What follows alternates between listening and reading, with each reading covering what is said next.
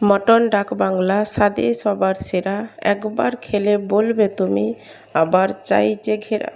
দেখুন আজকে বানাচ্ছি মটন ডাক বাংলা। এখানে আমি সব গুঁড়ো মশলা দিয়ে দিলাম, লঙ্কা, হলুদ, জিরে, ধনে, আদা রসুন বাটা, নুন, কাশ্মীরি লঙ্কা গুঁড়ো। এটা হচ্ছে ডাক বাংলা মশলা। এর মধ্যে গোটা গরম মশলা, 2 রকমের বাদাম, কাঠবাদাম আর কাজু বাদাম ওইসব গুঁড়িয়েছি, শুকনো লঙ্কা এইসব দিয়ে একটা মশলা বানিয়ে নিয়েছিলাম।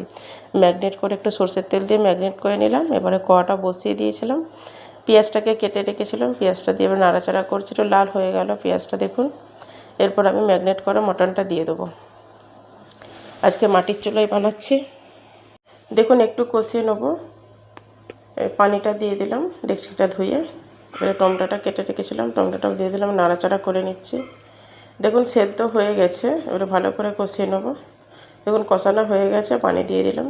কালারটা দেখুন কতটা সুন্দর হয়েছে। আগে তো আমি আলুকে ভেজে রেখেছিলাম আর 2টো ডিমকে সেদ্ধ করে ভেজে নিয়েছিলাম। দেখুন হয়ে গেছে, এবার আলুটা দিয়ে দিলাম। আলু যেহেতু সেদ্ধ হয়ে গিয়েছিল ভাজতে ভাজতে, একটা ডিম দিলাম আর একটা ডিম রেখে দিলাম। উপর থেকে ধনেপাতা কুচি, চিনি, এটা হচ্ছে ঘি। ঘিটা অবশ্যই দেবেন। এটা হচ্ছে জায়ফলকে গ্রেট করে দিচ্ছি, আপনারা বেটেও দিতে পারেন। দেখুন কতটা সুন্দর হয়েছে, না বানালেই মিস করবেন। আল্লাহ হাফেজ।